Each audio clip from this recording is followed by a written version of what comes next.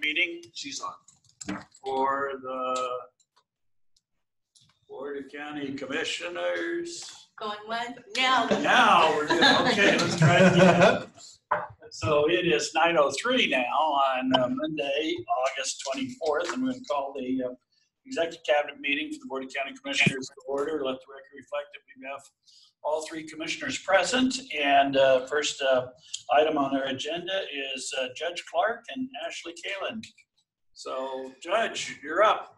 Good morning. Morning, sir.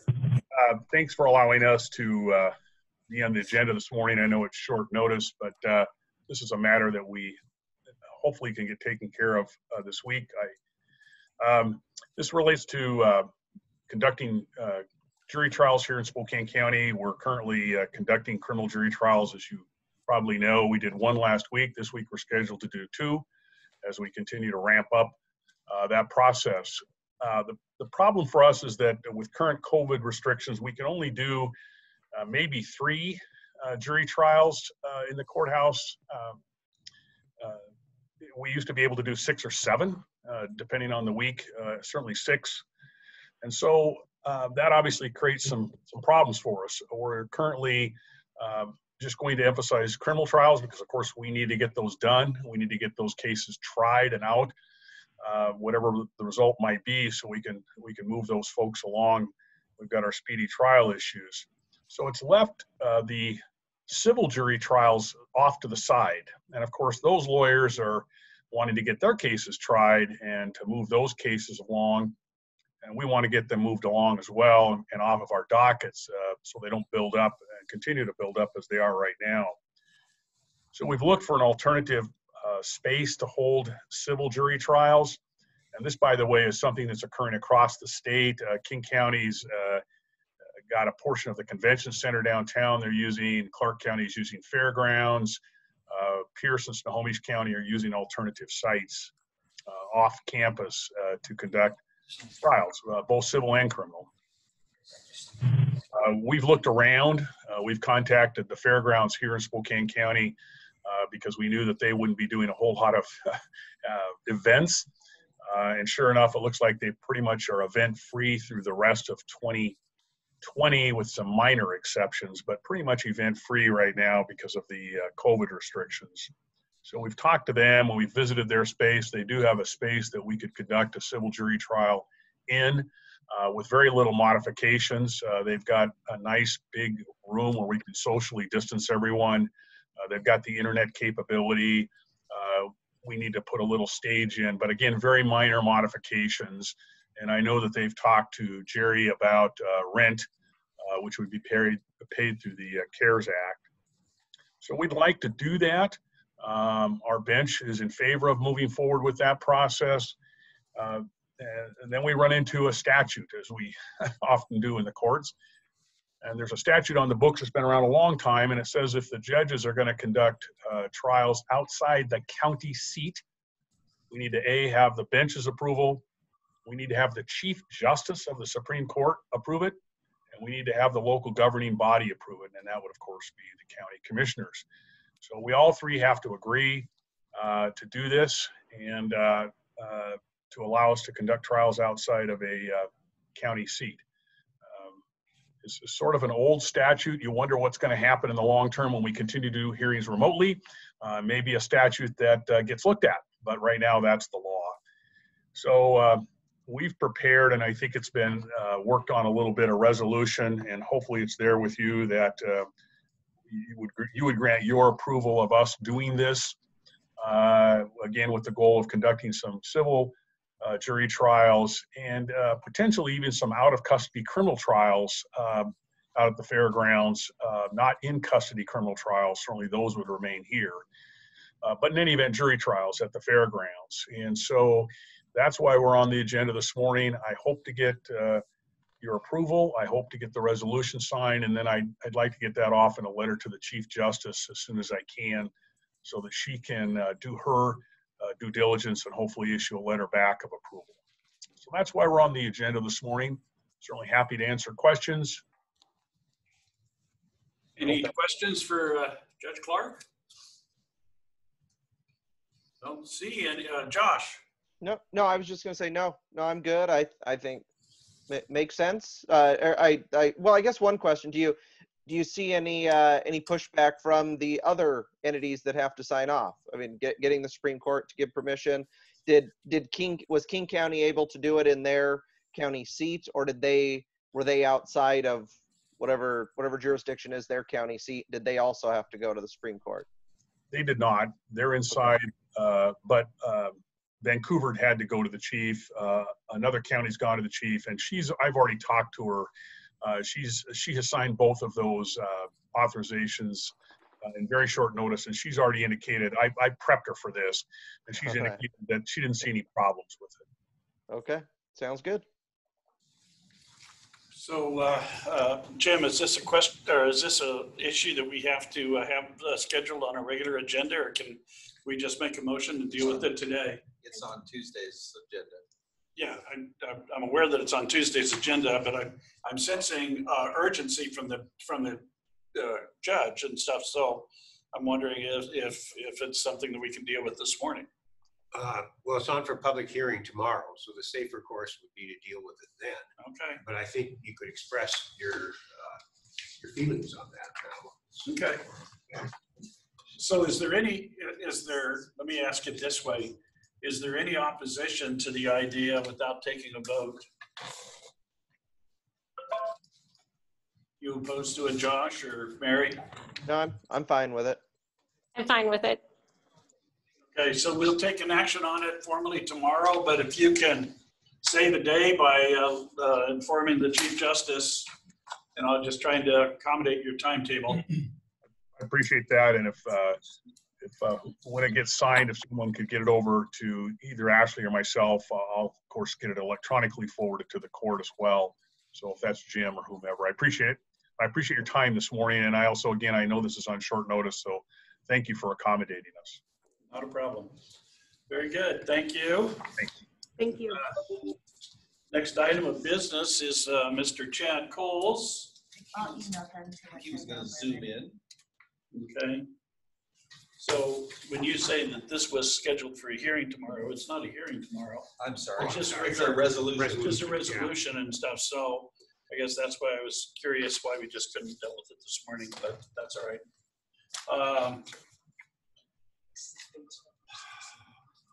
While we're waiting for Mr. Coles, anything that you guys want to throw in the mix for miscellaneous for later on this morning?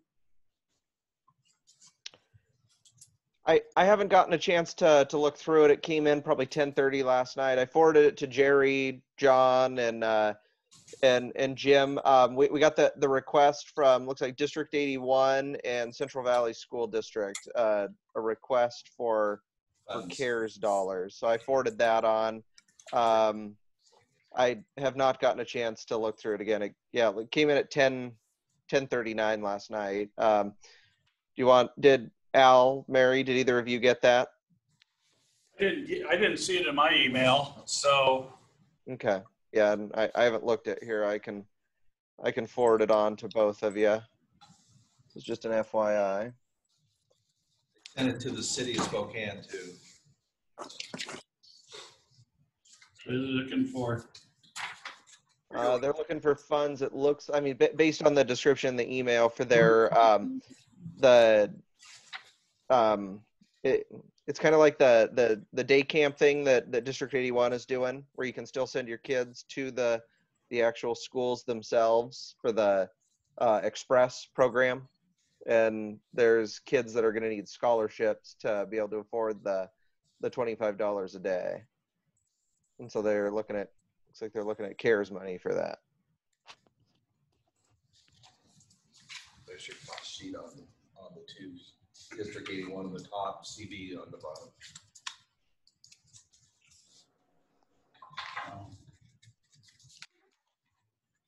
So the increased property taxes and everything we're paying doesn't cover this? Apparently Any not. cost savings that they have for not holding classes doesn't cover this? I guess topic of conversation. Yes, Mary? Just so you know, so I'm having computer issues. So Jim is coming up to get my computer. So I'm just on my phone. So I will not be having access to a lot unless we're off, so that I can look at stuff on my phone. So just so everyone knows that. So I will not get till probably when we're off. Okay. So we've got this down for miscellaneous matters. We can talk about this later on this morning. Thanks, Josh. So now we have Chad Coles and Leanne with us. So Chad, you're on. Good morning. Thanks for meeting with us. I've got Leanne Yamamoto here to talk about Commute Smart Northwest and what's coming up for the board. And then I've got a couple of things after she excites us with that stuff. Okay, I'm going to go ahead and share my screen because I do have a presentation. But good morning, everybody, and thank you for having me and letting me talk to you a little bit about the Commute Smart Northwest program. So we do have the intergovernmental agreements in front of you today, and that is with the 7 different jurisdictions that we implement the CTR law for, the commute trip reduction law for. So Gina, will you be running this, or whoever will be running this, or should I be? Go ahead. Yeah, no, I got it. Okay. Okay. Run it from here. Okay, perfect.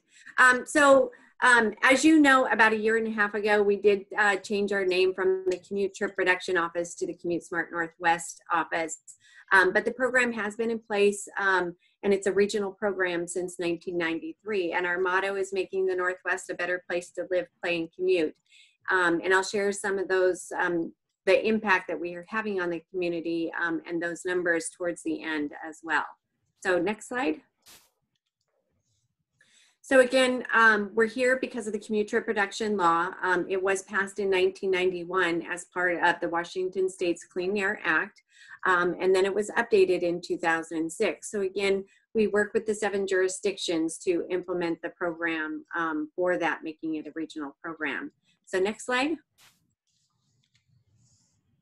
So who's affected by the CTR law? So the counties with urban growth areas are affected by the law. And within those urban growth areas are employers with 100 or more employees who start their day between 6 and 9 a.m. and work at least 35 hours a week. So those employers that are affected within those different jurisdictions makes those jurisdictions affected by the law.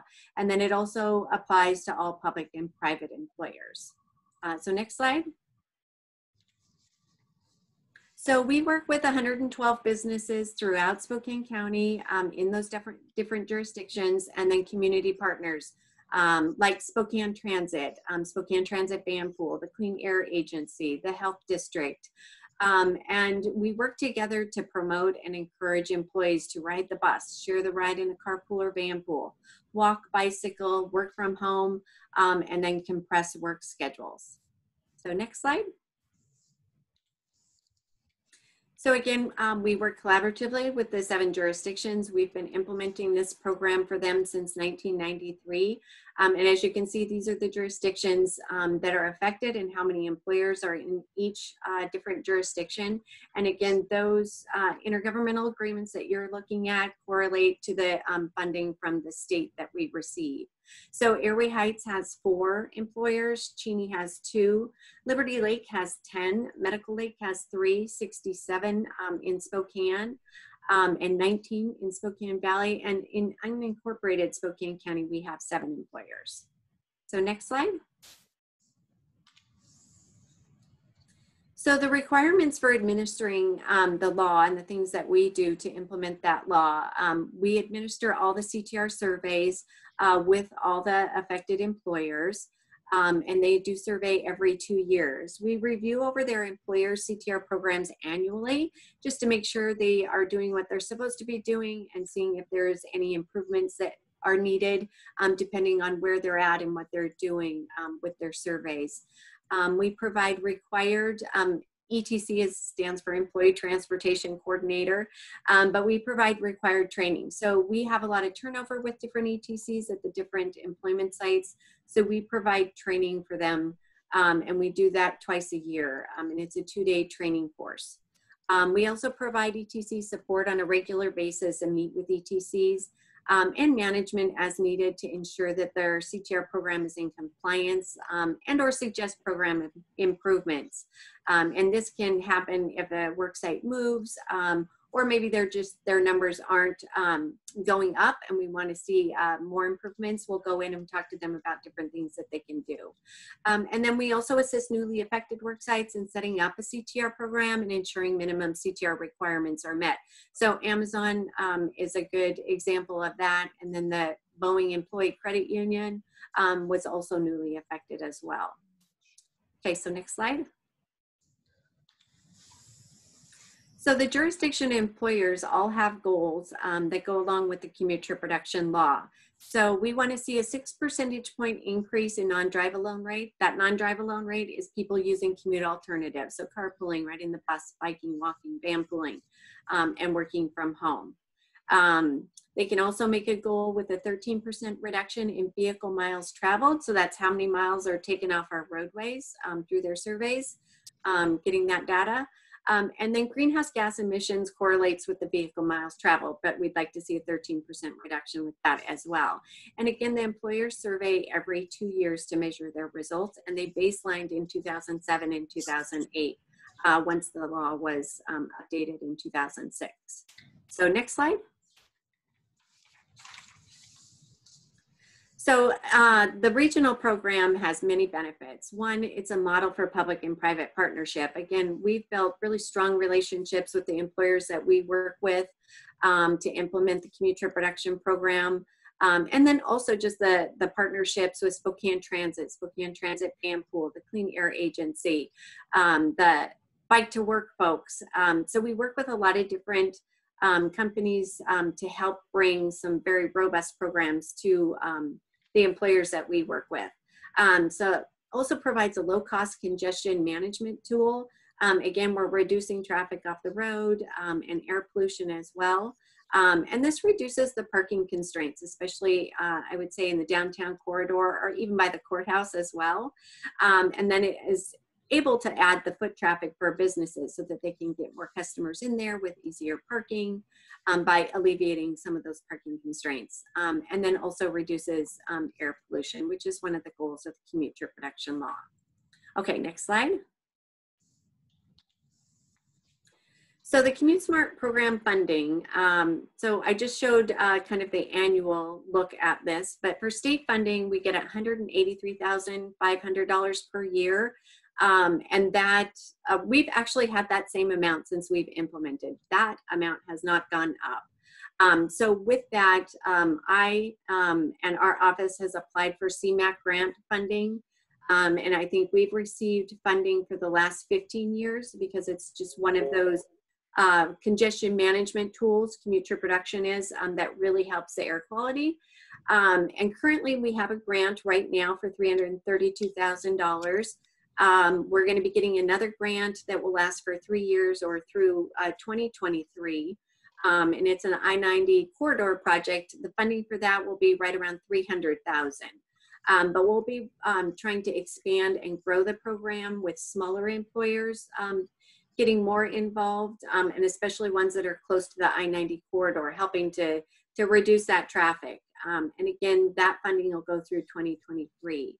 And then in 2018, the jurisdictions combined contributed $6,000 for incentives. And I'm not sure if you remember this, but our funding from the CMAQ grant, we used to be able to use for incentives. And that's a big tool for us to be able to really encourage people to use commute alternatives. Anyways, nationally, they came back and said that the incentives, such as the gift cards that we used to give away, weren't eligible anymore. And so we had to look at other sources for the incentives. And so we went to the jurisdictions and they did contribute $6,000, which is great and very, very helpful. So next slide. So the CMAQ funding provides additional educational outreach from our office and materials to the employers and then just the general public as well. Promotional materials and incentives. And again, we can promote the incentives that we purchase through the CMAQ grant. Employer networking opportunities. So again, we try to provide networking opportunities so that our coordinators at each site can get updates from the different agencies, Spokane Transit, the Clean Air Agency, and then also just get ideas from other coordinators as well. We provide personalized assistance, various training programs, like a smart city cycling class. And I don't know if you know this, but Billy Norton, one of our staff members, is a league qualified instructor for the League of American Bicyclists, and he does cycling, smart city cycling classes. And we actually just had our first one last week, which was virtual, which was really cool. It was a 2-day course, and we had 35 people attend.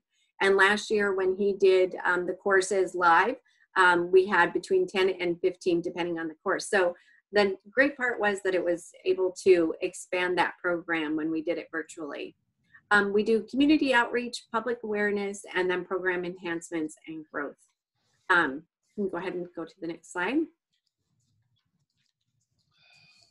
So the community benefits, it just reduces the demand on the community infrastructure, optimizes mobility for citizens and services, helps protect our environment, reduces that traffic congestion that we talked about, also conserves energy, and maintains the quality of life for citizens in Spokane County.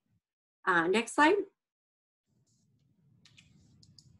So I just put this page on there. This is our community impact page. You guys can access this just from our homepage on commutesmartnorthwest.org.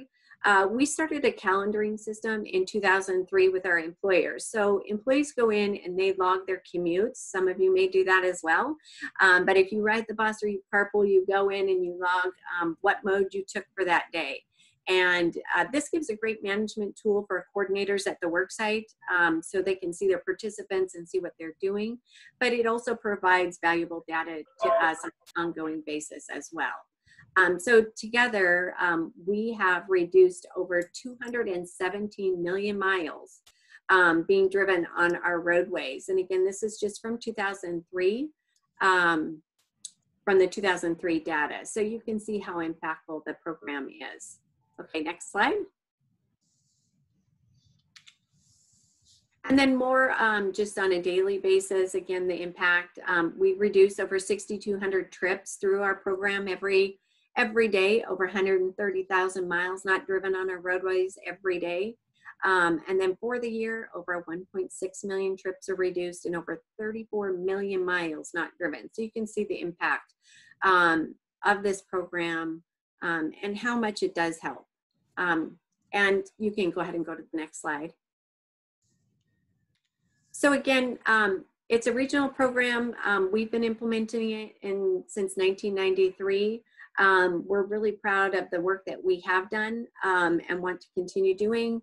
And again, the jurisdiction, the intergovernmental agreements that you have in front of you is so that we can continue implementing this as a regional program, and all of the jurisdictions agree with that as well. So again, making the Northwest a better place to live, play, and commute, what we're proud of, and we're looking forward to doing a lot more success with it. So with that, does anybody have any questions about the program? Any questions, either Josh or Mary? Not about the program, but any idea how many miles have been reduced since March when all the restrictions went in place? I don't have that data. The data that I used was from the CTR surveys. I could go back and look to see. I do know that our teleworking numbers have grown substantially. Not everybody's filling out the calendar. That's sometimes a challenge. But I do know that our teleworking program has grown substantially. And as a matter of fact, one of our employers actually closed their doors, and they're completely doing it through teleworking just because of what happened with COVID. All right, thank you. Uh-huh. Okay. Yeah, I'm good. I don't have any questions. Thank you, Leanne. All right, thank you. Thank you. Very good. Chad? Thanks, Leanne. These guys are a tremendous resource for the employers in the area, keeping them in line with with the laws that the state has, and also the regional partners that we have. It's an excellent program. One thing I did want to remind you guys, Leanne pointed it out, but the funding for this is going to be substantially reduced in 3 years. So we need to start thinking about what does the program look like into the future and how do we fund that? So, you know you guys have other things to think about, but that's one of the things that we'll keep coming back and reminding you of. Thanks, Leanne. Thank you. I had just two other items that are on the agenda this week that I don't know that Matt briefed you guys on. I was on vacation last week. I'm not sure that Matt briefed you on. There's two hearing items. They're both limited access, very uncontroversial. One's Grogan Road, way down southeast or southwest county, south of Keene. It's a summer road that accesses just a family farm that they want the folks all signed off. They wanted a limited access on it. And that should not be controversial. I just didn't want to surprise you on that. And the other is Ross Creek, and that's way up northeast county off of Blanchard Road. And again, this leads a summer road leading up into some logging country that folks would love to put a gate on. Again, not controversial, but it'll be up for hearing this week. You guys have any questions on those? You want to see pictures of them? You will see pictures of them, obviously. Chatter, on Ross Creek up off of Blanchard, that you guys are replacing a bridge on, is it Blanchard Creek Road? Is that where the bridge replacement is? Yes, the bridge replacement is Blanchard Creek. Ross Creek goes to the north off of Blanchard. Yeah. And Blanchard Creek goes to the south. They are, you're right, Jerry, they're real close to one another, less than a half a mile between the two roads. Okay, thank you. Any other questions for Chad? Okay, very good. Thank you, sir. Thank you, guys. Have a great week. You bet. So next on our agenda is CARES funding discussion. And so we have Mike Volz, are you on the phone? Yes, sir. Okay, you're first up. Go ahead. All right. So we submitted 2 projects so far for CARES funding. One has to do with doing an additional mailer to all the taxpayers in Washington State. And I think our proposal on that was about $125,000, give or take. And when we extend the deadlines and with all the confusion out there about what's going on, and then people are getting conflicted messages about which taxes are due when, we had a lot of people confused with property tax versus federal income tax. Created a lot of confusion amongst the taxpayers. So our desire is with the extension for the second half tax payments to be able to mail out to the taxpayer and provide them with some basic information on what's due, what programs are available, and how we can help navigate through this interesting times. So we may have 230,000 parcels. That is the second half mailer would be slightly less than our normal full statement mailer. It would be a one pager, and we're working out ways of reducing that number a little bit further. But that's my guess is that number would be, well, I'm pretty certain that number is a high water mark. So I think it's a good way to communicate with our public, let them know what their options are and what their responsibilities are. We're still dealing with folks that had some confusion about the first half, and now we're assessing them with penalty and interest and stuff like that. So we think this is a good preemptive measure. It's not at all normally within our course of business, and it's 100% related to COVID. It's not something that we would normally be doing in a normal year. So any questions on that? Yeah, so when you talk about the fact that this is COVID related, how many people actually took advantage of the deferred property tax option? We had quite a few. I don't have the specific number in front of me, but it's all it's all a guess because some people would be naturally late. But we did see through April 30th that our collection rate was off of 2019. But by the June 15th date, we were back on track, and it was pretty close to the 20. It was actually, in terms of dollar amount, exceeded the 2019 level. As a percent, it was slightly less than the 2019 level percent collected. So I would guess, and it's kind of extrapolating, pulling numbers out of it because some people would be late anyway, and they are late normally now. I would say somewhere in the area of 4 or 5% of the taxpayers took advantage of the extension. And then probably another 2 or 3% that might have been confused by that. So the additional mailer is really related more to the confusion created about the execution than it is about the COVID, isn't it? No, it's created by the fact that the taxes got extended along with a variety of other taxes. I think the execution went as well as could be expected given the circumstances. And if you recall, this decision was made in early April is when we made the decision, maybe late March for the first half tax payment. And so we were at a time when I think we're still at a pretty heightened point of lockdown, and there was still just a lot of uncertainties in the air at the time in general. So, any questions for Josh or Mary? No, I just checked with Carrie to see if she really feels it's COVID related and would be applicable. Well, I think if Mike is indicating that's 100% related, it's to notify the taxpayers of the various options available to them due to COVID related incidences. If it was specific to that, I think it would be. Definitely, I think you could make the argument to cover that. If it wasn't just your normal mail out, but really was related to the issues related to payment of your taxes and delays that may occur, that people are, unable to pay their taxes, the opportunities in the various programs. If it was specific to that, yes, I think you could make that argument. Yeah, and I want to point out that the authority to extend the due date is under RCW tied to a governor's declaration of state of emergency, and the state of emergency is COVID. So if not for that, you would not have the authority to even extend the due dates.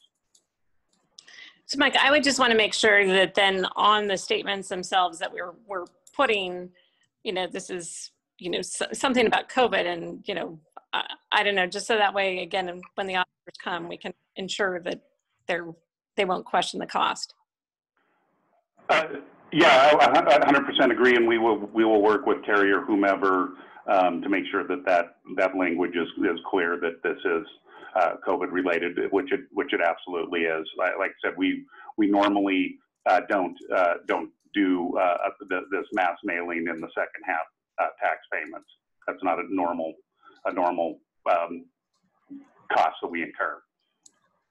How many counties in the state did extend the property tax due date? I think most of them did in some form or another. Most of the major ones that we collaborate with, some have already extended the second half. Almost all of them took some action on the first half. At least the larger counties did. Clark, Snohomish, Pierce, I think King did, and they had varying degrees on that. So I would say most, if not all, of the larger top 5 or 6 counties extended it. Did they also incur additional costs associated with it? Yeah, I don't know what they're doing for the second half, and I don't know if they're requesting doing an additional mailer or not. Okay, so Carrie's going to look at this and then get back to us. Okay. Next item, Carrie. So Mike, was there another additional request besides the mailer cost? Yeah, the second request, the treasurer has expressed interest in wanting to put up a temporary wall dividing the lobby to allow for a more efficient and safe flow of traffic in and out of our office during this time period. Again, it would be a temporary wall allowing us to open up the second door, and we would be able to move people in and out of the courthouse more quickly, and believe that the wall would help safeguard the staff and our customers as they come in and out of the courthouse to minimize their exposure time and risk in the office. We've got a preliminary quote of a temporary walling that could be put in for about $25,000, which is more expensive than permanent construction.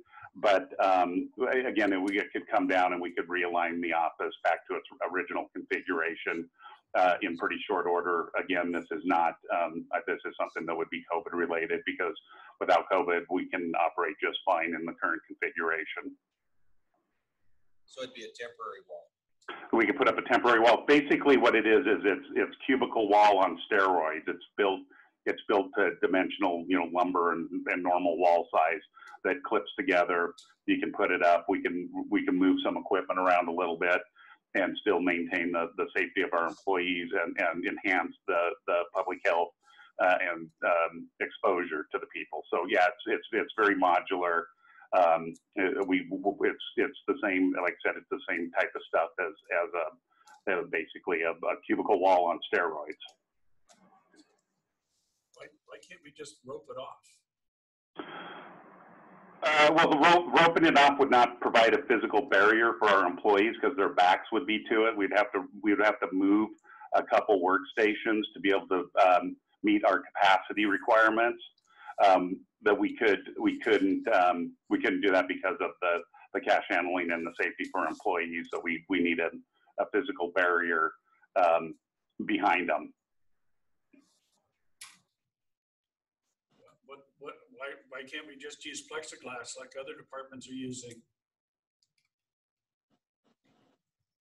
Well, this would be actually behind where they're working. They'll be facing away from this wall. And then there's actually, when we first anticipated the move, there was actually a couple plans out there that had had the permanent wall that was dividing the lobby as part of the original, one of the options or a couple of the options of the original move. And so it would be very similar to that. We would just replace the permanent wall in the plans with some sort of temporary wall or structure, but it needs to provide a physical as well as a biological barrier, I guess, would be my suggestion on that. I'd like, Mary, you wanted to comment? Yes, I guess on the first request, I mean, I'm okay moving forward with that because I think he will work with Carrie on moving forward. So I mean, I don't have a problem, letting that one go.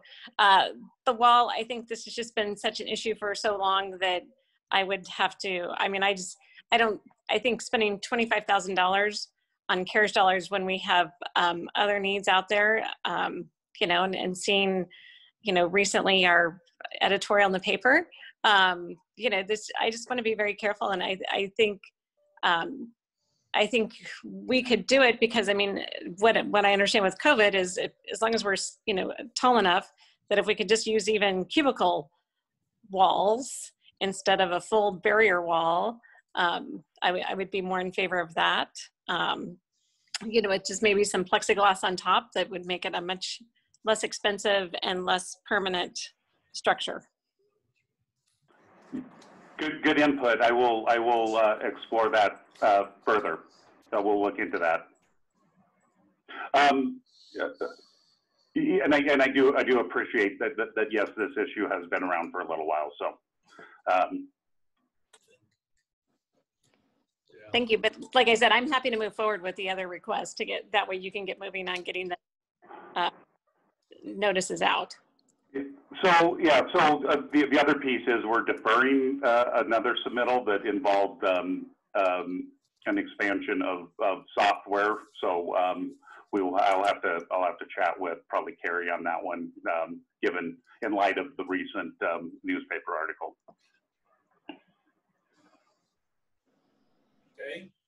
Josh, you have any thoughts?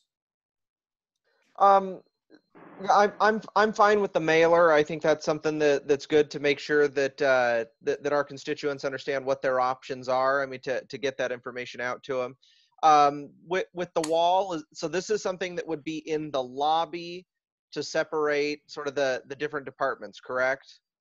It would separate what's generally classified as sort of the treasurer's area of the large space from the auditor and assessor's area, correct? Yeah, correct. Would the wall extend into where the staff works on the other side of their workstations, or is it only in the lobby?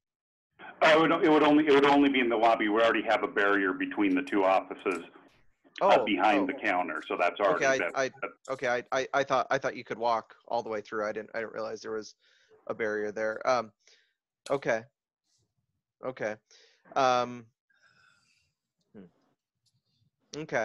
mean, I think, yeah, I mean, there was touch on the editorial, and, again, I mean, I think the thing that we need to keep in mind is, just because we can see multiple benefits out of spending money, I don't know.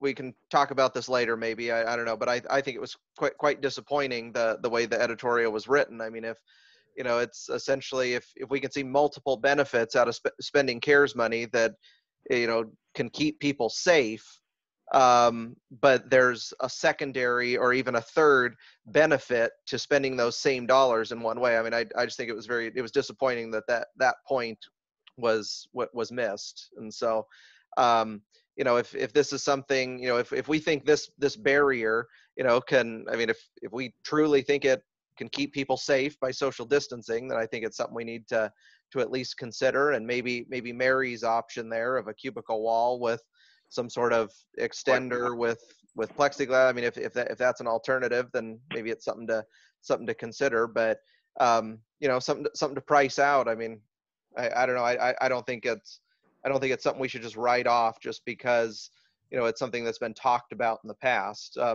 If there's something that was a desire but now it's become a need because of COVID, I mean, I think that makes it COVID related. And it's disappointing with that editorial that fact was missed.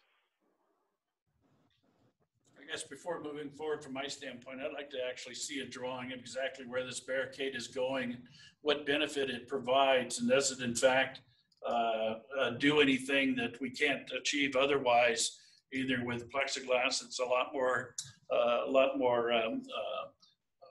inexpensive, or a lot less expensive, and also a lot more temporary in nature. I don't want to use this as an excuse to march backwards on a program that we've been working to try and achieve for many years and stuff. And so, the COVID is temporary; it's not permanent. So let's don't be doing things that are permanent that destroy things that we've tried to work with for years. I'd like to see a floor plan of exactly where this wall is going to go and more detail about the nature of it, and have Gil tell us if this is the best way to achieve the goal. Yeah, I will certainly follow up with you. I'll get together with Gil. We can base it off of some of the old blueprints where there was a permanent physical wall, and I think that'll give an idea of what we're talking about at least. And we're open to other ideas and options. And then a lot of it, depending on what day you wake up, things are either getting better or worse. And if we're on the path of things getting better, then maybe that nexus to COVID might not be, as strong. But we don't know what the future holds, and we don't know what the expectations are going to be, forever. And so that's our concern and interest in this particular project.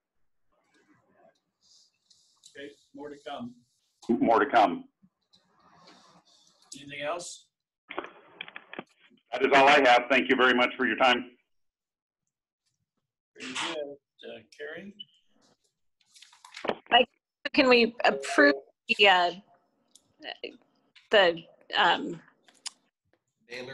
for the second mailer? Yeah, just need a motion. Yeah, what was the dollar amount up to? 125. 125,000. Yeah. Okay. Mr. Chair, move to approve and authorize the expenditures of CARES dollars up to $125,000 for the treasurer's office to send out a mailer notifying the taxpayers of Spokane County about the options they have in paying their property taxes and the changes that have been made in relation to COVID as far as deferrals and due dates. And I would second that, but I would just add that they work with Carrie to ensure that the wording is appropriate. Yep. And they work with Carrie to make sure that that's all on the up and up and the wording is appropriate. I will second that motion. So I've got a motion and a second. Any discussion on the motion? I have an observation. You know, it's not to notify the taxpayers of what's due. It's to correct the lack of clarity around what their obligations are. And I'm concerned that this is more about trying to fix a problem than it is about public service and notifying the taxpayers. So I guess from my standpoint, I really would like to make sure that Carrie has an opportunity to drill down on this to make sure that this is in fact moving forward and not going back to try and fix a mistake. So I do have that concern, and I just want that on the record. So with that, any other discussion? Seeing none, all in favor, please indicate by saying aye. Aye. Aye. Aye. All right, moving on. Mary, did you have another one? Yes. Yes. Okay, you're on. We're bringing this back up. I presented Chaz's request last Monday. Commissioner Cuny, you inquired as to whether the $443,603 requested for the primarily related to the isolation facility out at the fairgrounds had been paid by the regional health district. And I did inquire and did discover that no, they had not been paid anything for what they're requesting. So it's not a second ask. This is strictly related to what occurred out at the fairgrounds and their service to the isolation facility, along with equipment that is COVID related. So I'm bringing that back to the commissioners to request whether you guys have had a further opportunity to review this and would like to use CARES funding to support their request. Okay, thoughts? Mary, Josh? Well, I guess my thought is that, yeah, I just want to make sure that it wasn't, I mean, obviously there was stuff happened there at the EOC that, you know, if FEMA is not paying for it, which they're not, then we're, you know, it's CARES related because it was all related to the emergency at that point in time. So I will say it seems like a lot of money for, you know, the length of time that it was established, but Carrie, I know you've been through it. So at this point, it is what it is. And so I would move forward, especially knowing that it was not, you know, they didn't somehow get money from the health district as well. So. Okay, Josh? No, I have nothing to add, but you know, again, I have a family member who's employed by Chaz, so I'm not going to weigh in on this one, and I'll abstain from the vote just to avoid any perception of a conflict of interest. Okay, thank you, Josh. That means, Mary, the motion's got to be yours. Okay, Carrie, can you tell how much it is again? Yeah, it's $443,603.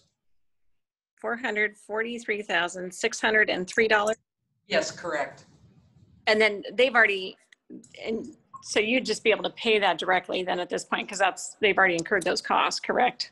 Correct. I'd be doing a contract with them like I have done with everybody else. Okay.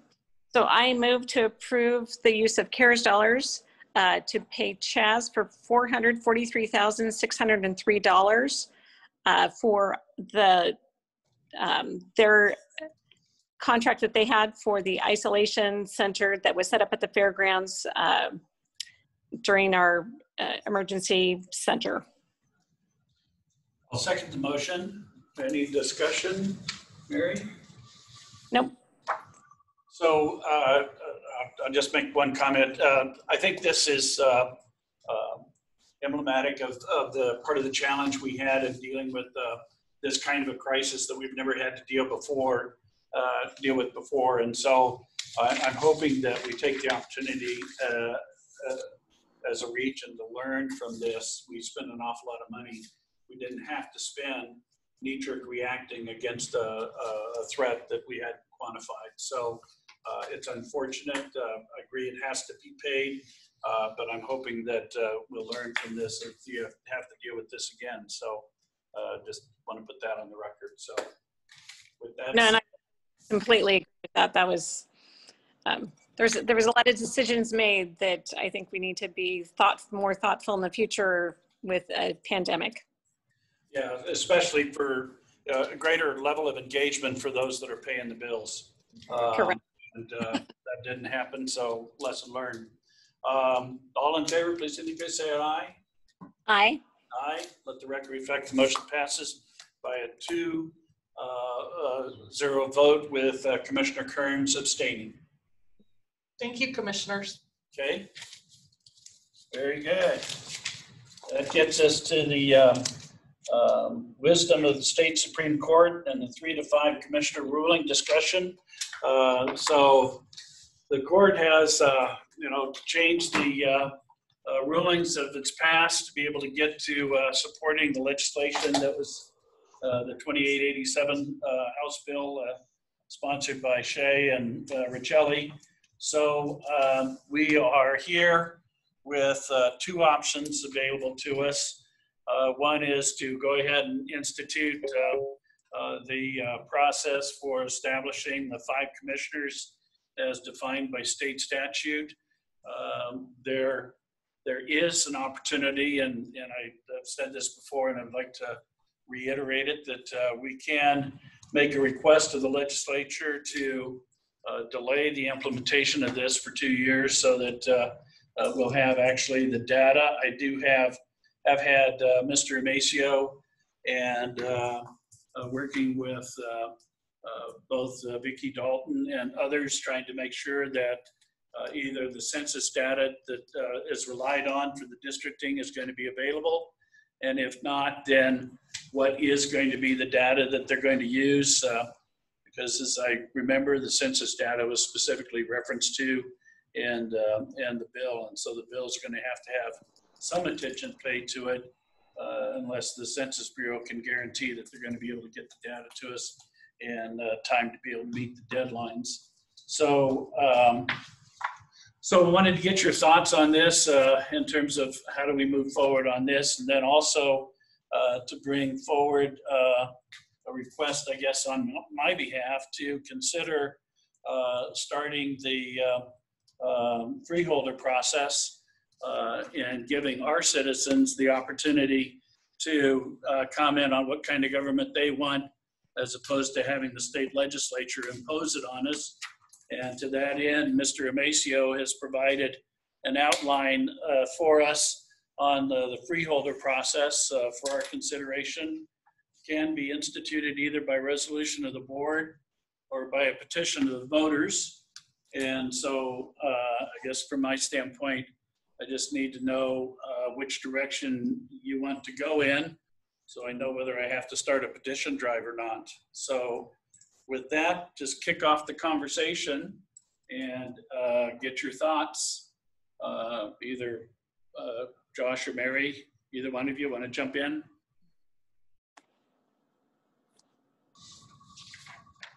Chairman French, if I could interject myself Sure. here.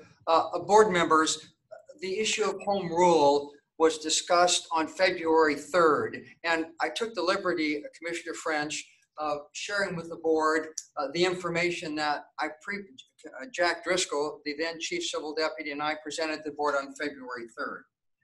At that point in time, of course, board members, the Supreme Court had not yet rendered any decision on the 5-commissioner bill. And so the board thoroughly discussed, if you will, the home rule concept, but no decision was made at that point in time.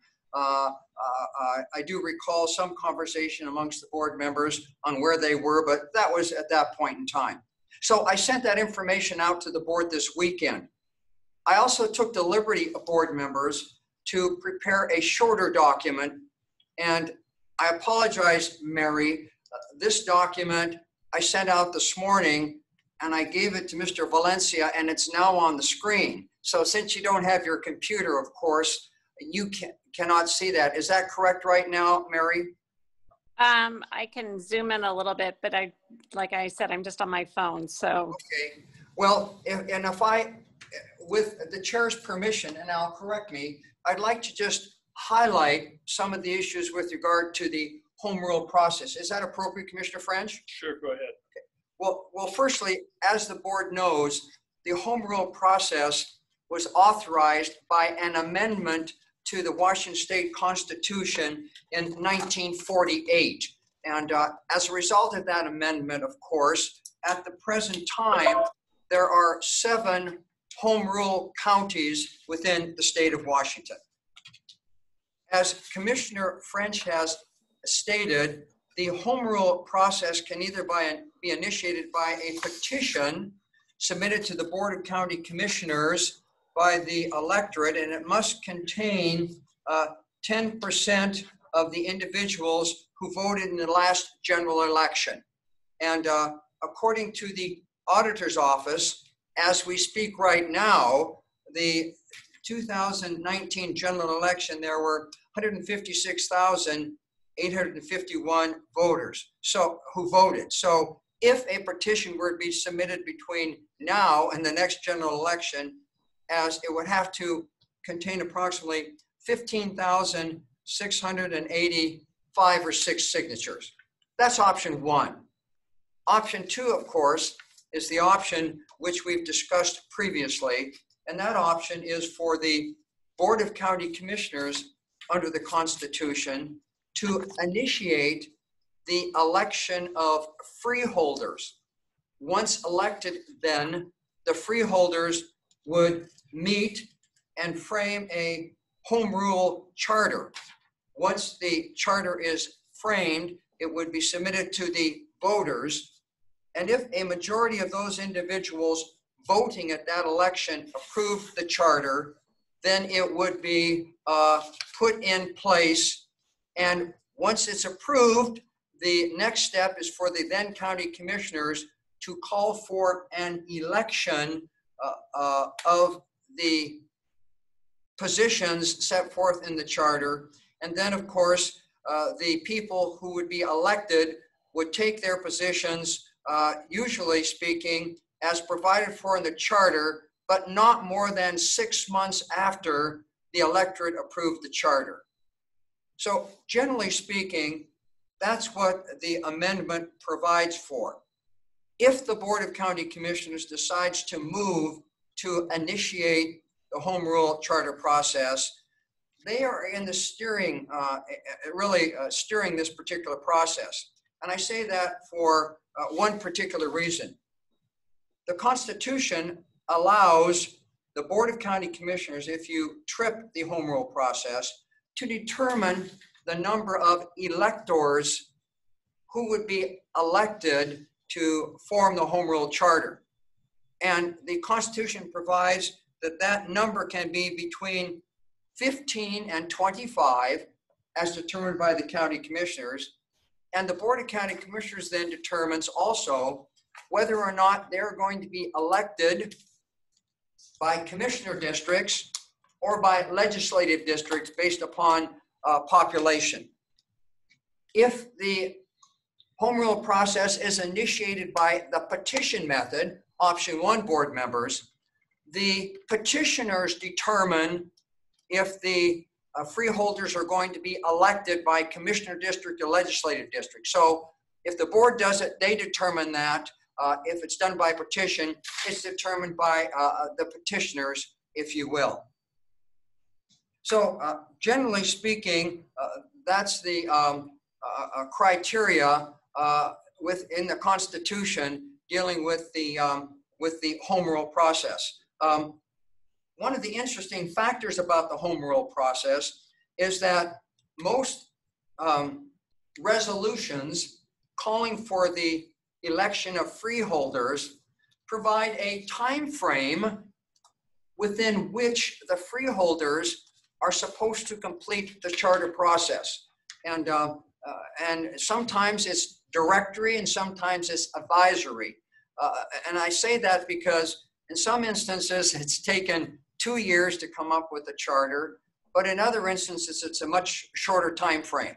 And so in the packet of information which I previously provided to the board, I've indicated in those instances where a resolution prepared by the board to trip the home rule process has language in it which requires the freeholders to complete this process within a certain window. And in some instances that was as short as 6 months, and others it was a year. So that's kind of an interesting process, because previously when the county tripped the home rule or the city-county process, it took a lot longer than that time frame to come up with a document to be presented to the Board of County Commissioners. And so, Commissioner French, that's an overview of what I previously shared with the board. And thank you, Ron, for putting that on the overhead so that Commissioner CUNY could pick it up on her phone. I apologize, Mary, and that Josh, of course, can see it on the overhead. So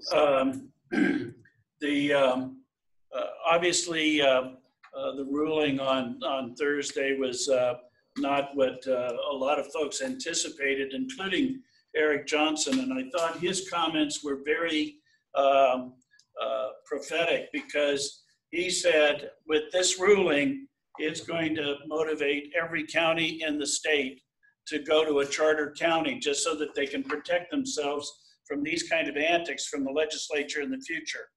And I thought that was very telling in terms of what the unintended consequence would be of this ruling.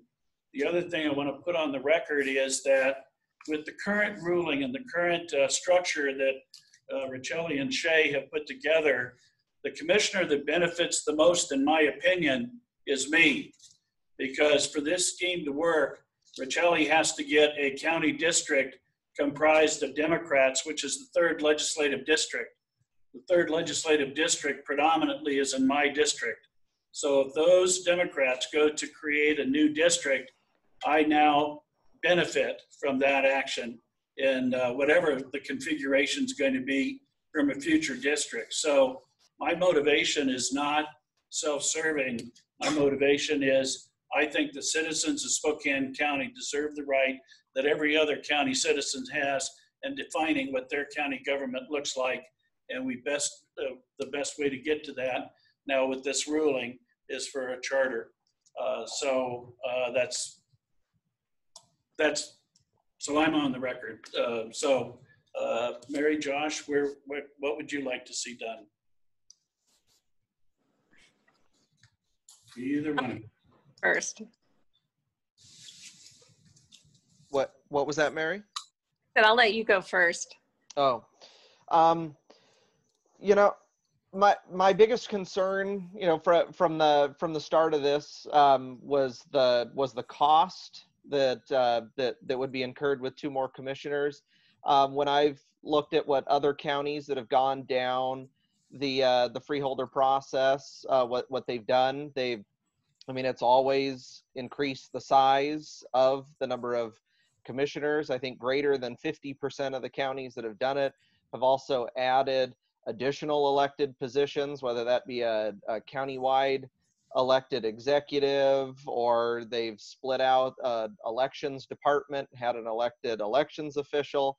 I see this as something that could result in ending up with a larger county government than what just adding 2 more people does. So I mean that's something on my mind as I weigh this decision.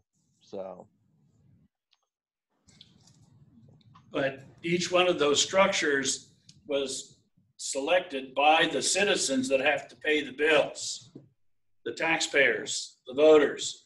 They were the ones that decided how much government they wanted. In this situation, the legislatures decided not only what kind of government we're going to have, but who's going to create the boundaries? So it's a matter of, who's going to control our future? Is it going to be our citizens or legislators that don't live here and don't have to pay the bills? Yeah. Well, and Josh, in some of those counties too that have gone that way, they've also reduced the amount of salary too for some of those. Isn't that correct? Yes. So to kind of offset the cost, of it. Mm-hmm. Okay. So I don't know. I was disappointed. I that having the legislature choose when our citizens have tried to speak in the past about it and have voted it down. So we're too late this year to put it on the ballot because we would have had to have it on by August 3rd. So I mean, one of the things I think I'd like to do is try to get I don't know if it's like a town hall or what. I mean, obviously Josh and I are out talking to people as we campaign, much like I was 2 years ago. And I got a lot of feedback from people on the 5 commissioners that they didn't like it. That I would just like to, now that this is, final, kind of get, kind of see what the interest is in the community. Because we wouldn't be able to put this on until again next August to go on the general ballot. Because my understanding, correct me, Jim, if I'm wrong, that it has to be on the general election ballot if we're going to choose to have the citizens. Commissioner, it can be on the general or the special. And you ask an interesting question. Normally speaking, as we know, you've got to have ballot propositions to the auditor's office a certain number of days before the election. And I've got those timeframes, but this is unique because there are filing periods and things of that nature. So Commissioner CUNY, in the event the board decided to trip this resolution and move this matter forward, I would want the auditor to come in and meet with the county commissioners so that the resolution that places this before the electors has the timeframes. For instance, when do they file their declarations for candidacy? What's the filing fee? When can they withdraw? What if no one files? The Board of County Commissioners appoints. So those would be issues which we, Mr. Kaufman and I, would put in the resolution that trips us. So, and that, getting back to your question, it can be in the general or special election, but I'd want to work with the auditor so that if the board decides to move in this direction, we get the resolution has the appropriate dates in it, not just the submission date of the ballot measure. So the next election that we could put on the ballot for freeholders would be February 9th, or you've got April 27th, or August 3rd, or November 2nd and stuff. So those are options available to us. And of course, if we can get, if somebody were to lead a petition campaign and get petitions together and submitted before the December 11th, which is the cutoff date to be on February 9th, then you could have an election for freeholders as soon as February 9th. The real question is, do we want to be the ones that define what the petition and how the freeholders are selected, or do we want an outside group to be able to define that? Commissioner CUNY and Commissioner Kearns, as we discussed before, unless something happens, Commissioner French, we are going to move forward with the 5-commissioner bill as provided for in that legislation, which starts January 1st, 2021, with the legislative group appointing the 5 commissioners, 5 commissioners of the redistricting committee. If, in fact, we move forward with a resolution to trip the home rule process, that will not stop the 5-commissioner bill process. If, in fact, the voters approve a charter, that charter then will overrule whatever code provision the county is presently operating under. That is to say, whether it's 3 or 5, as the case might be. Right. No, I understand that no matter what, we're moving forward with the 5 commissioner enactment. My concern is it's going to be very confusing to the citizens because that's going to be happening, and then a freeholder process at the same time, that would be happening. And so that'll be confusing. I think to the general citizens that they're not really going to understand, it'll be very interesting as to how to make sure people understand what's really going on and what's really happening with it. Obviously, yes, the ruling just came out on Thursday. So, we're all, or I will just say for me, thinking through all the ramifications of that and know that, yes, we just are going to be moving forward with that part. I would want to think a little further on the freeholder process. Again, I know so let me just clarify. If we pass this resolution, the resolution does it put it on the ballot for the citizens to decide if they want to start a freeholder process, or are we just, we're starting the process?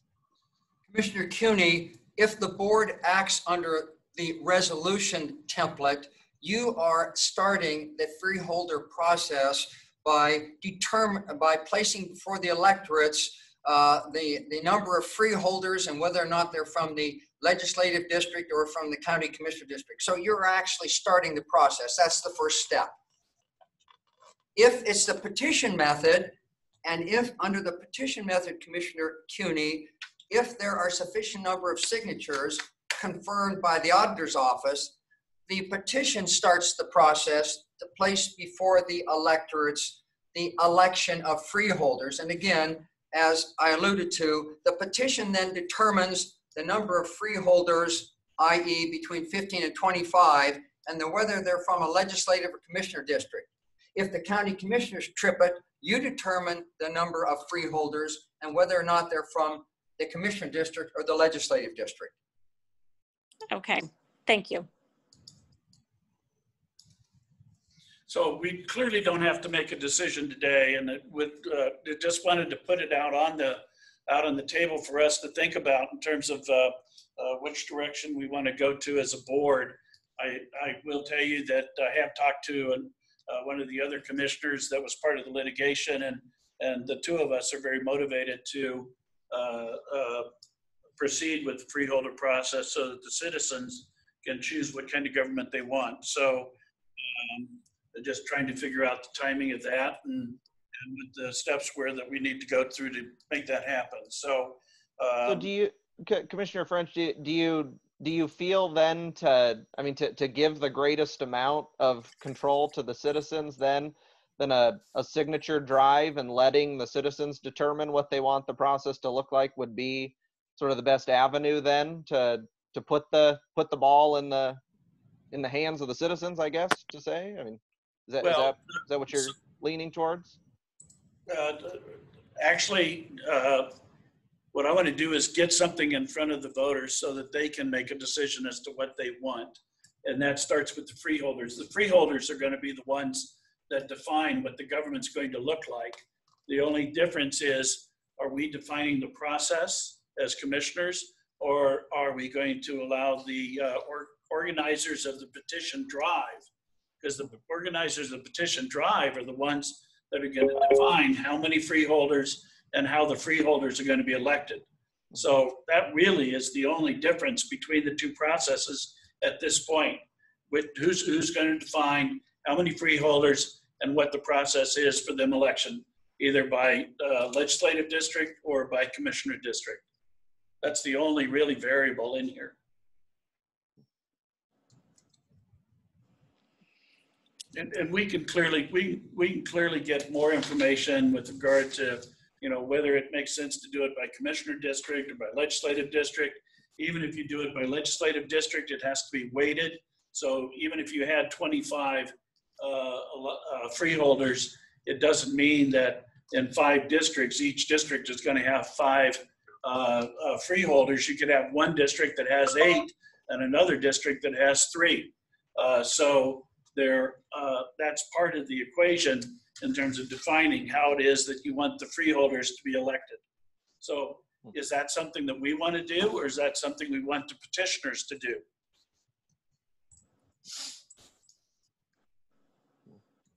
That's really kind of the only question.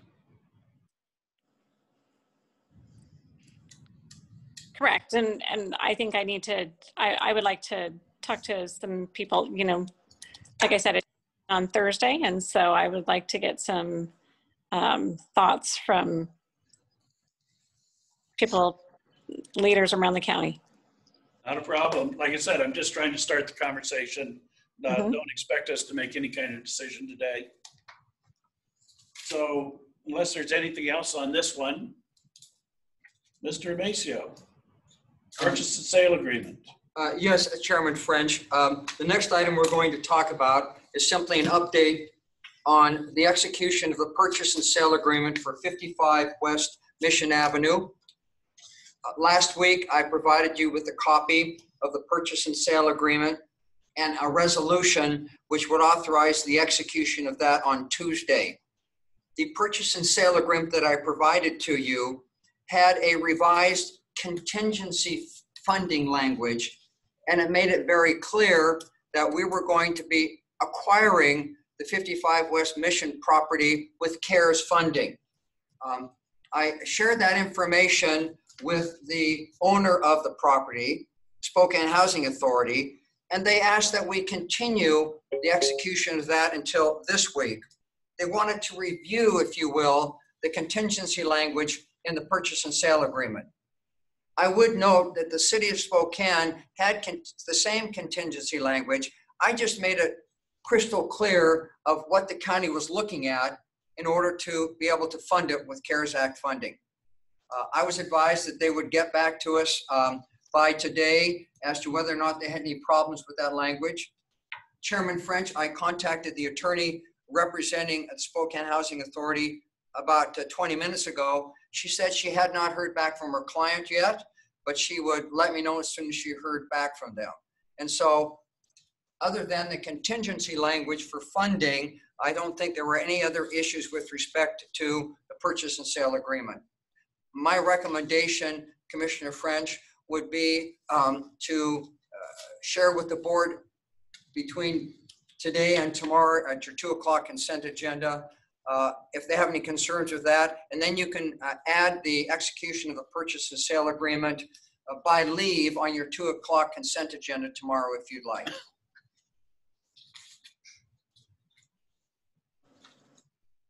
Okay, any questions for Jim? We're comfortable with what his advice is?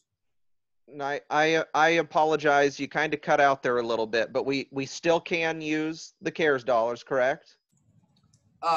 Commissioner Kearns, I think what we learned last week, and Commissioner Cuney probably has more information on this. Carrie Gridall was communicating with the state examiner's office and also individuals at the federal level to confirm that we could use CARES Act money to acquire this property. And I think she learned from the state examiner's office that we did not have to have approval from the Secretary of the Treasury or allegedly Commerce to acquire the property, but she was waiting for some information back from the federal government to confirm that there were no issues whatsoever with acquiring the property with CARES money. As we know, when we acquire this particular property, we are going to continue to use it as a homeless shelter through probably the first half of 2021. And I think as we discussed last week, that certainly is a very good factor to use as a basis for funding the entire purchase of it. But I know Commissioner Cuney has been working on this, and Commissioner Cuney, you probably have some other observations on this topic. Honestly, I don't have any other observations on it other than just where we were last week. So I apologize. But I think if we got, I see Carrie in the background there, if we got confirmation from the state auditor's office that they were okay with it, we should be able to be okay. to move forward. So, Commissioner, Jason Link received notification late Friday from Felicia from the state auditor's office indicating that you did not need to have permission to use the CARES dollars to purchase real property. I reached out to through GFOA about other issues, and they're still waiting to hear back from OIG. They were running it up the flagpole, but it takes the issue out as whether you had to have permission before using CARES dollars to purchase real property. So that issue and the state auditor's office is off the table. okay. And that was primarily the one that we were concerned. Correct. Correct. Okay. So I think that I'm okay moving forward now that we've got that clarification and we have it in writing, so we have it to substantiate that for future audit. But Commissioner Cuny, I want to make it clear, and Carrie, please correct me. There were several issues. One of the issues was, do we need permission to acquire real property? And I think we answered that question. Ms. Goodall has confirmed we do not. The unanswered question, and I think Carrie is following through on that is, and it's a question which many people have with regard to CARES funding is, can you purchase real property with CARES money when the property may only be used for a short window as a result of the CARES issue and social distancing? And although we think we can make a strong argument that the entire amount can be paid with CARES funding, I think Carrie is just doing her due diligence in that regard.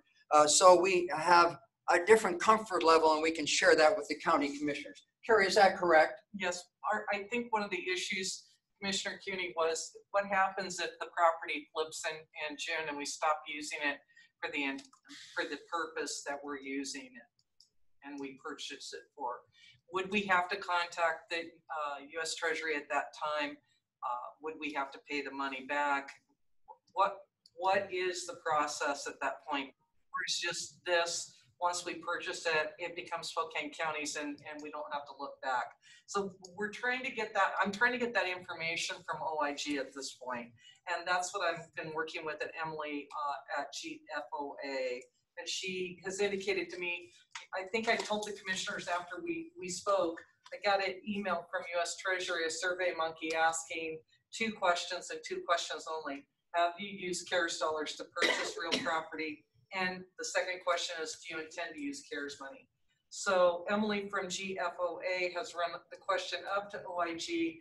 They haven't gotten back to her, which makes her seem to think that they're coming out with frequently answered question Right. information, and because they didn't just summarily get back to her and say no you can't or yes you can, she thinks there's going to be further guidance because obviously this issue has come up for more than one community. So Okay. Commissioner Cuny, we will, Carrie and I will report back to the entire board if we learn anything between today and tomorrow. But Commissioner French, what we prepared, and Mary, this is kind of the issue, if you will. The present purchase and sale agreement has a contingency that says if for some reason the county learns it can't use CARES money to acquire the 55 West Mission property by the November date, we have the right to, if you will, back out of the purchase and sale agreement and get our deposit of $5,000 back. And I think the Spokane Housing Authority is a little concerned with that language. Again, similar language was in there when they signed the document with the city of Spokane, but they're looking at that language right now.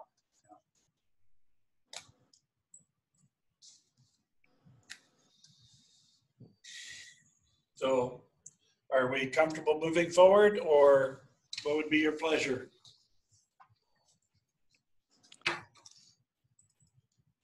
My sense was, Mary, you were comfortable moving forward. Is that accurate? Yes. No, I am, because I think, I think getting the information from the state auditor's office that we didn't have to have pre-approval, that makes me feel much more comfortable. I think other entities are definitely using CARES dollars to purchase, because I think early on, didn't Seattle, King County use it to buy a hotel? King County. I don't know if that was with CARES dollars though. For some reason I want to think that was pre-CARES. Was it? I thought they purchased that like right off the bat. Yeah. I think that was before CARES money had been received. I could be wrong, but for some reason I thought they did that like right off the bat before we'd received any CARES money. I could be wrong though. So, but I think, yeah. So I mean, I guess all we're doing is assuming, making assumptions that, yes, we can continue to have that, because I mean, otherwise the option would be we'd have to sell it and give the money back to the federal government. I don't think that's going to happen. So, so I think I'm comfortable moving forward. Otherwise we'd be leasing the building and using CARES dollars to lease it and have nothing for it. So I'm comfortable moving forward. Okay. Josh, your thoughts? Yeah, I mean, from what our understanding, I mean, it seems like from what we all understand how CARES money can be used, I mean, this would be something that is CARES related. I mean, that this is to provide for social distancing for folks experiencing homelessness to reduce the risk of them catching COVID in a homeless shelter. I mean, the other option is they're back out on the street. So I mean, from how I see this, I would think this would be CARES Act eligible.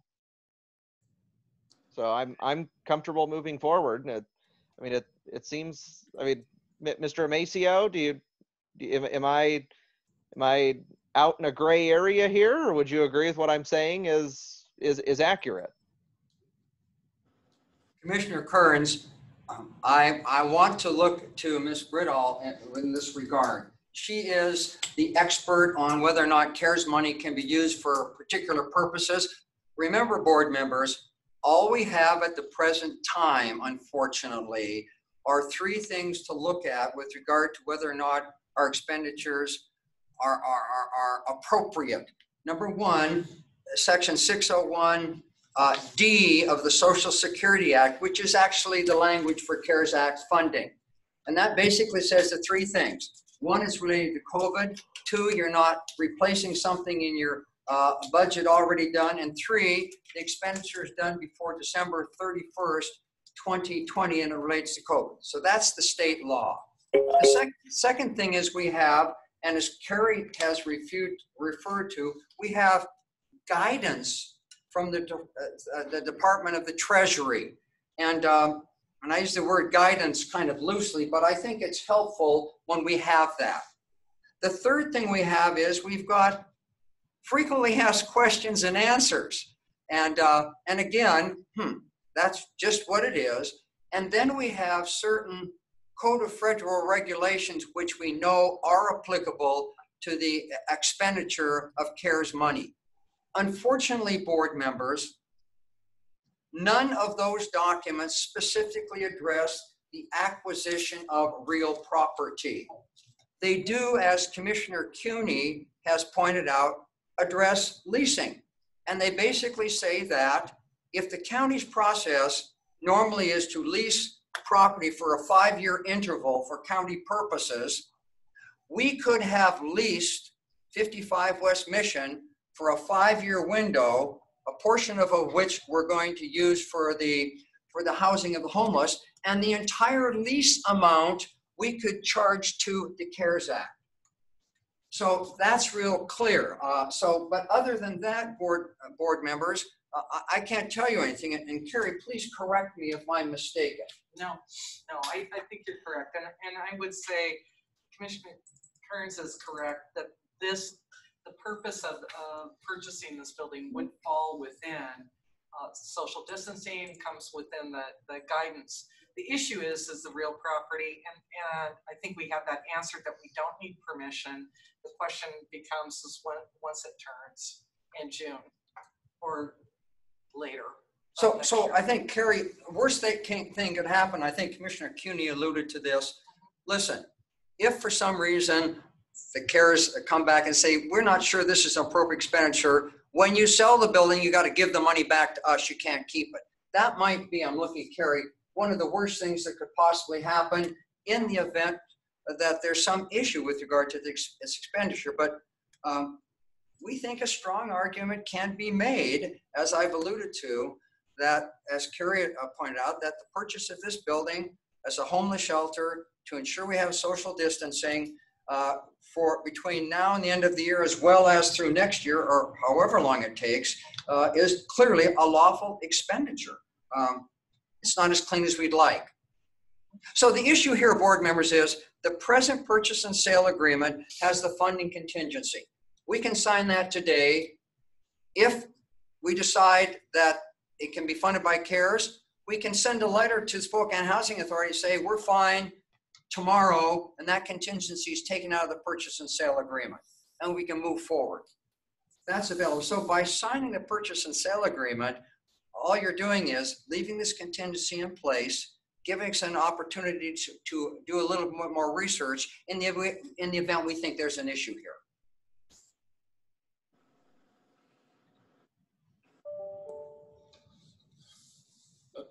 Well, I'll weigh in here a little bit. You know, when we started this conversation, we were not in the market for looking to buy real estate, but we were in the market of trying to find how could we protect our citizens and how could we protect particularly the homeless people from not only getting the infection, but also making it a community virus that we would have to deal with.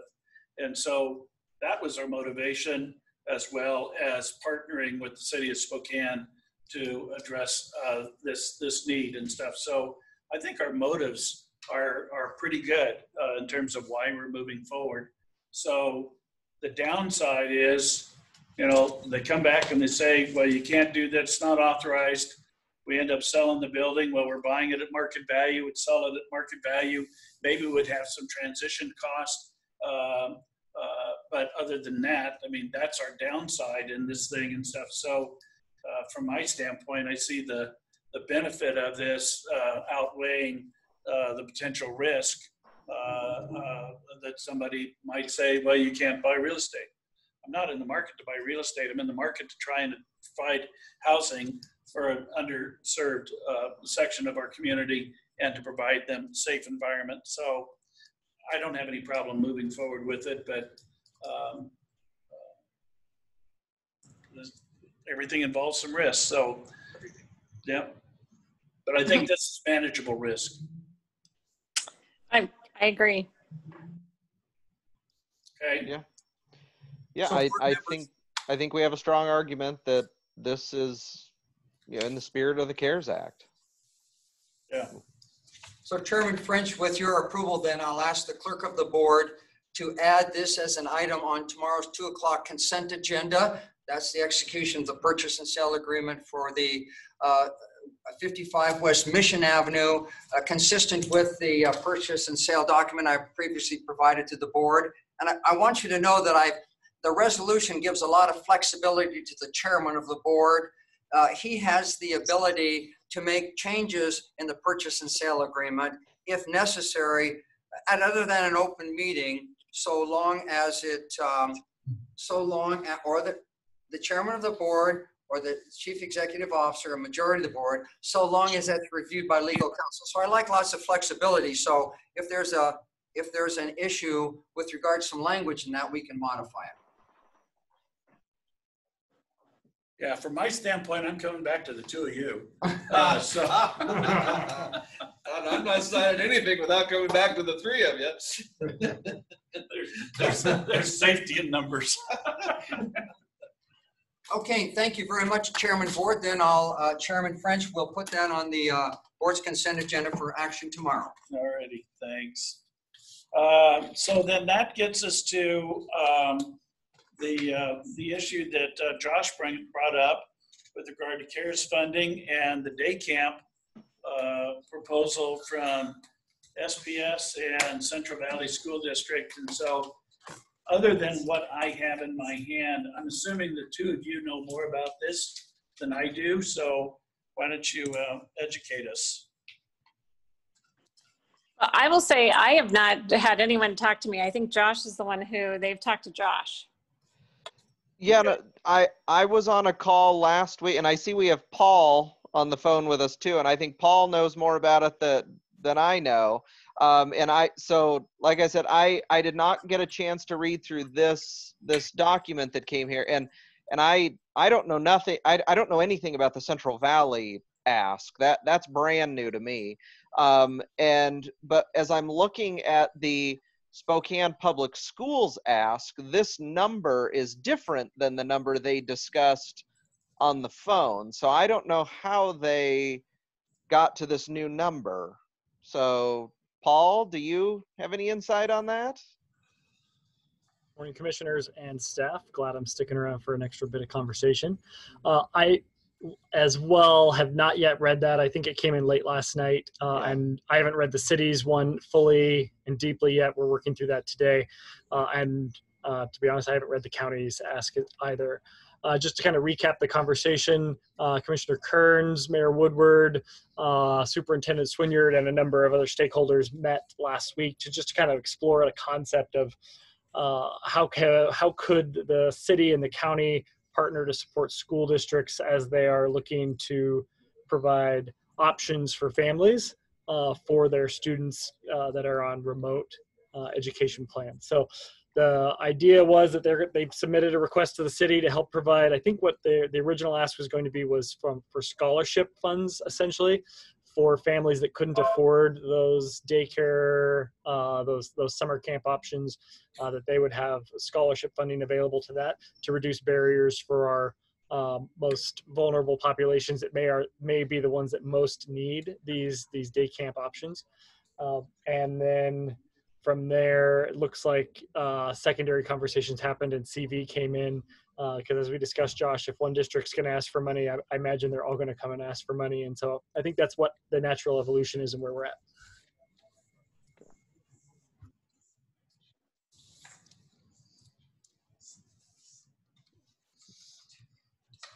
Okay.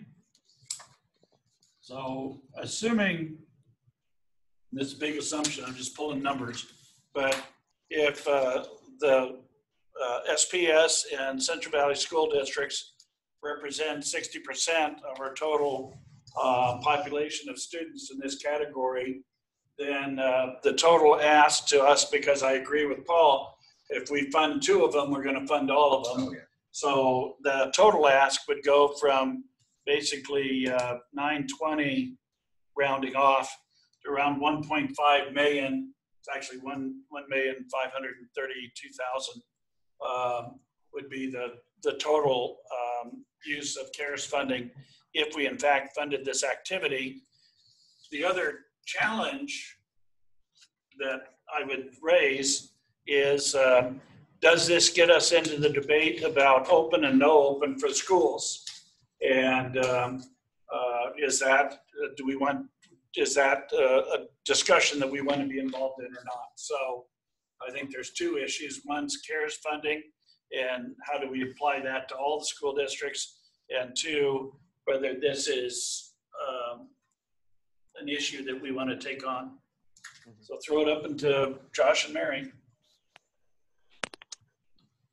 Well, so I will say, I think there's definitely a need. I mean, we've been getting a lot of requests for, I have people wanting us to help with childcare and all of that. And I just think that that's us getting into businesses that, again, I don't want to be, part of that, choosing which business and all of that. I think the schools, this is something in addition that because they can open, there is the need out there. I mean, definitely we're seeing it with parents that,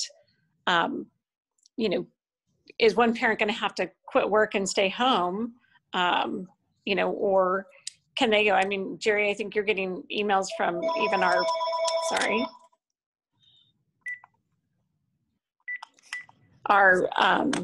employees that, some employees are going to be working from home because they need to be home with their kids, versus, employees that aren't going to be working. And so should they be compensated differently or get something, so this is going to be an issue.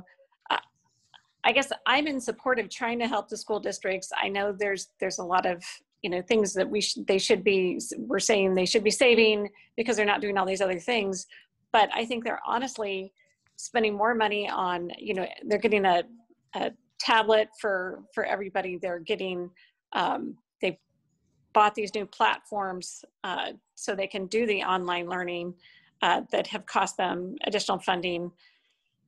You know, they're still going to be trying to do the meals. I think to me though, this hasn't been vetted. So I would like to have some superintendents come in and really talk to us to say what the real need is. Just briefly, you know, trying to look on my phone, Central Valley's is more of a, they're just saying they want to ask for everything. I think District 81's was trying to look at the free and reduced. You know, people, I don't know, it's a huge, you know, talking to superintendents that I've talked to, I mean, it's a huge issue. And I think we, you know, if we're going to do it, we need to look at all the school districts. I know I was just talking to Colonel Diploma from the new Sierra Commander, and I know the base commander was going to be talking to their, you know, airmen, because, you know, they're looking at mission issues because of the schools not being open. So they're trying to figure out with Cheney and Medical Lake being online, how are they going to be able to help manage, you know, when they've got airmen that, you know, as he was telling me, this was what his discussion was, you know, he's got, you know, divorced parents that have kids one week and the next week they're with the other parent. And so how does that affect the airmen and their jobs? So there's definitely a need that's out there. I think, I don't know if you know, where, you know, again, I was out of town for the last couple of days. So I'm hearing that it was a first come, first served basis for District 81 and they're already full. You know, again, this is all hearsay that I'm hearing. So I think we would need to have the superintendents come in and actually present to us and talk to us and come with a joint plan. And I think the schools that are going to be opening, so we've got Meade, Deer Park, and East Valley that are opening.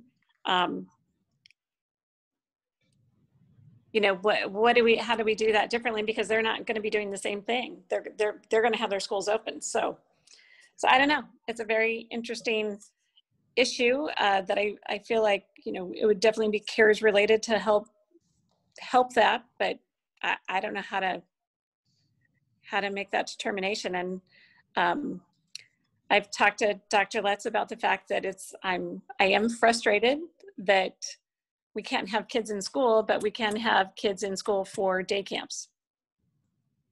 So there's just so many issues surrounding this, but there is a need. So I'm trying to figure out in my own head what that need is. Commissioners, may I? Yeah, go ahead, Paul. A couple points of context from the city angle, since this is kind of perhaps driving the boat here in terms of timing. We had an RFP at the city that closed last night at midnight. And so the District 81 had urgency to get their request in as of midnight last night. And so I think that's also been driving the conversation about getting a submission into our friends across the river over at the county. And so I think there's time for your body to consider having that conversation with all the districts. I think I did a count the other day. There are 19 school districts, either wholly or partially within the county, public school districts.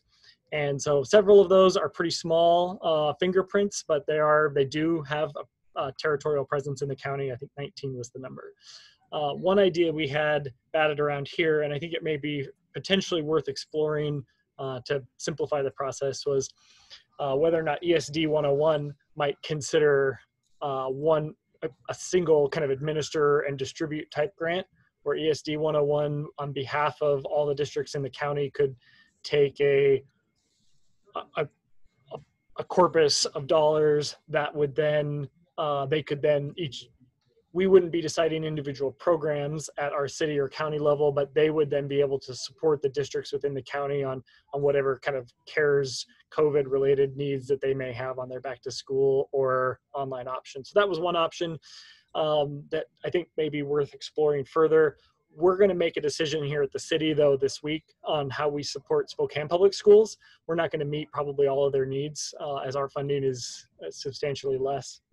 But we're going to we're going to consider their application and make a decision on the RFPs that we've received overall by this week. So that's going to be kind of an avenue for you all to consider that decision is going to be going forward.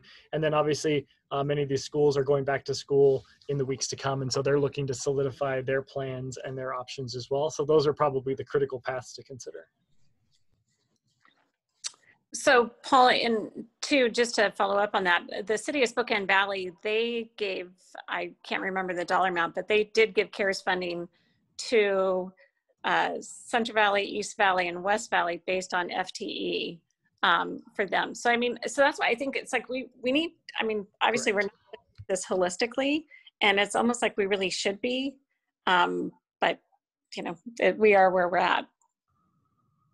I believe it was about $30,000 each of those districts got from the city of Spokane Valley. It was a little bit prorated by district size, but that's generally the dollar amounts that they got from the valley. Okay. Josh, you look like you wanted to say something. I was just going to say, I think it would benefit each of us to probably read through those that 5-page document that came in late last night and really digest that. But also, you know, what was mentioned earlier, by Commissioner Cuney, I think it would benefit us to speak with the superintendents of each of the districts. I mean, like Paul referenced, I mean, I was on a call, you know, I think it was Wednesday, but that was just the one district. And like I mentioned, the number on this sheet that I saw here on this document I don't believe is the same number they referenced in the on that phone call. So I need to kind of dive in and see why that number is different. Well, I know one of the aspects of this is the daycare side of it. I mean, if these kids aren't in the day camp, then and the parents have to work, then who's taking care of the kids and stuff? And I know that's really going to be a challenging issue, especially for low-income families and stuff. And so we did at one time have a conversation about how do we support some of our daycare operators, and I think we included them as part of the field of potential grant applicants for the $10 million small business grant program. But maybe there's something else that we ought to be doing with regard to daycare, especially as it relates to low-income families, so that you know, folks can get to work and know that their children are being taken care of. So maybe this program here with the schools is part of a bigger conversation about what are we doing with their kids, whether they're in school or not. But if we've got 19 school districts, we're not going to get all 19 of them in a meeting. I'm wondering if maybe a couple of the bigger school districts and an ESD 101 might not be the mix to have as a conversation for, you know, we can dial it up for next Monday if we wanted to. What do you think of that? I think there would be benefit to that. Absolutely. Way better than what I'm listening to. Huh. Okay, Mary. Yeah, no, I think I would choose to do that as well. You know, it's like, so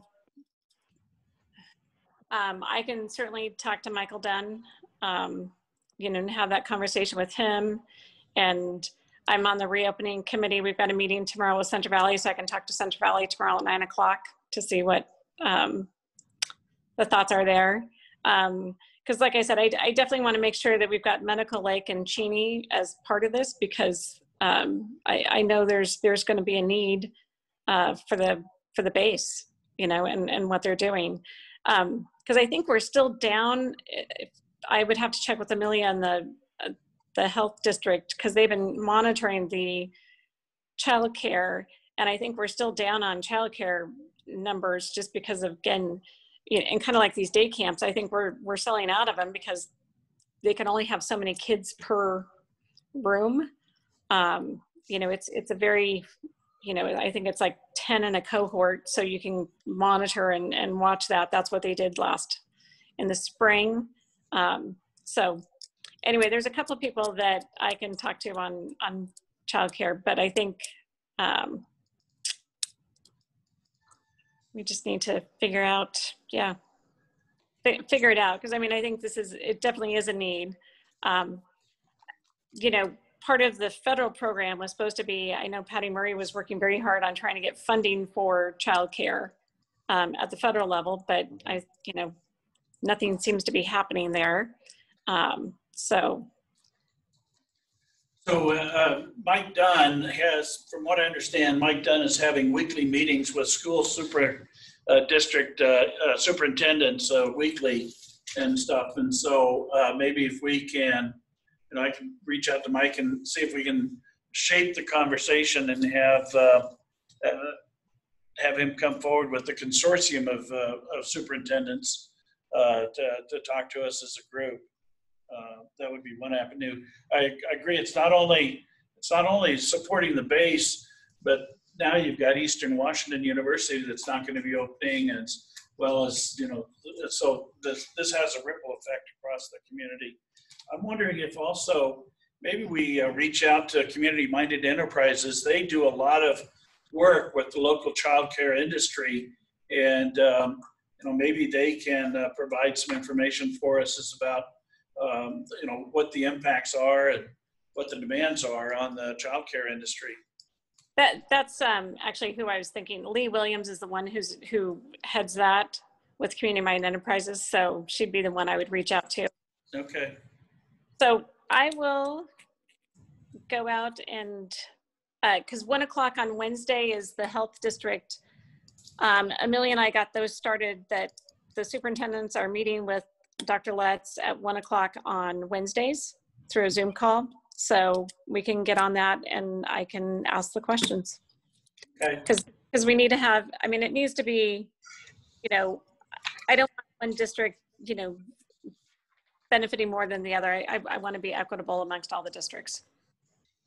Yeah, I think, you know, being equitable to all the districts, and, you know, I don't think there's uniformity. Maybe I'm wrong because I don't have any kids in school, but I don't think there is uniformity between all the districts about who's opening and who's not going to open, and if they do open, how they're going to open and when, and oh Lord, gee, it's just all over the board.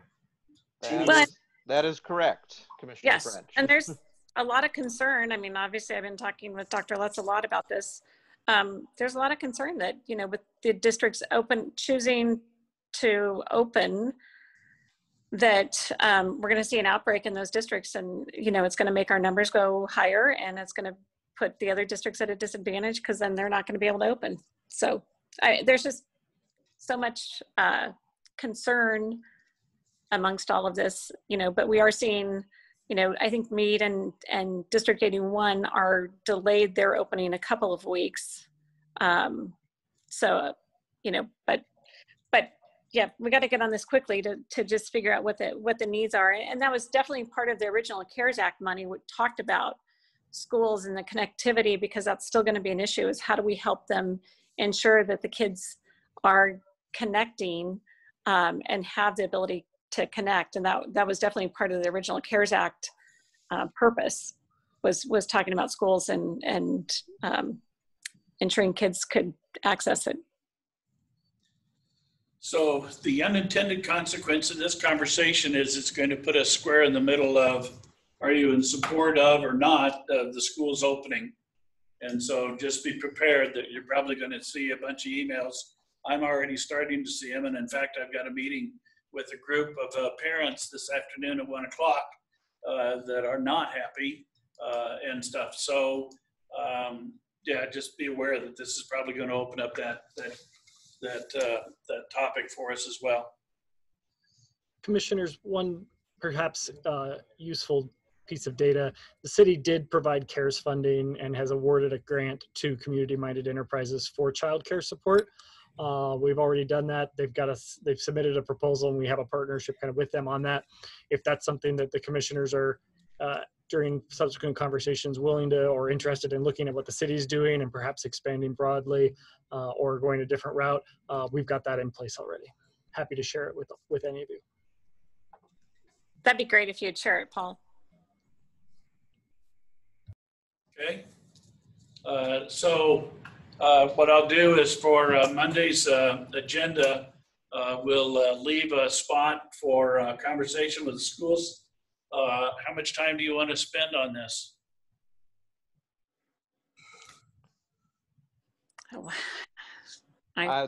This is one of those things that could go quick or it could go really, really long. Exactly. That's why I'm asking you, because I don't want to set a timetable and expectation and then have it blow up on us. So yeah. Well, I'd probably give it, an hour,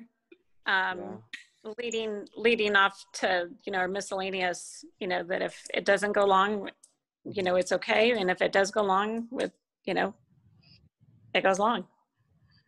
Yeah. Schedule it like 11 o'clock. I'd even say like 10:30 to 11:30. Okay. And then leave a half hour for miscellaneous if it bleeds over into that. Okay. All right. We'll make it happen. Okay, so I will try to be on, I will be on the call on Wednesday then with the superintendents with Dr. Letts, just so we can talk about it. And then Paul, if you'll send me the information you got from community-minded enterprises, then I'll talk to Lee. Okay. Anything more on this topic? All right, we will deal with it on Monday. I'm so excited. All right, anything else for miscellaneous? Josh, Mary? No, I've kind of been out, so I don't have anything. Josh? No, I don't have anything for miscellaneous. We mentioned earlier, about the editorial yesterday that I thought was disappointing. The way that was written. I think that's something that was vetted at multiple levels to ensure that it was CARES Act eligible, and definitely helps reduce the number of folks coming into the courthouse, and certainly promote social distancing. And so, I was disappointed to see the way that was written, because that there is also an additional benefit that comes in addition to the public safety aspect of that, or public health aspect.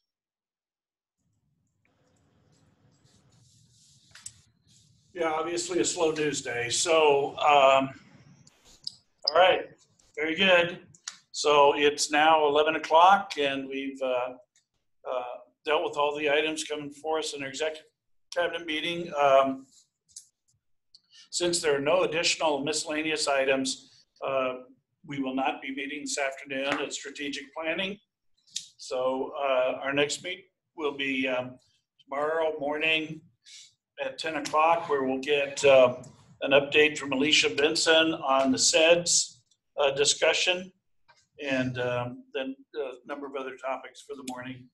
And then we're also light on topics for tomorrow afternoon. So should be a relatively uncomplicated day, unless something jumps up at us. So with that, it's 11 o'clock. Thank you very much. We are adjourned.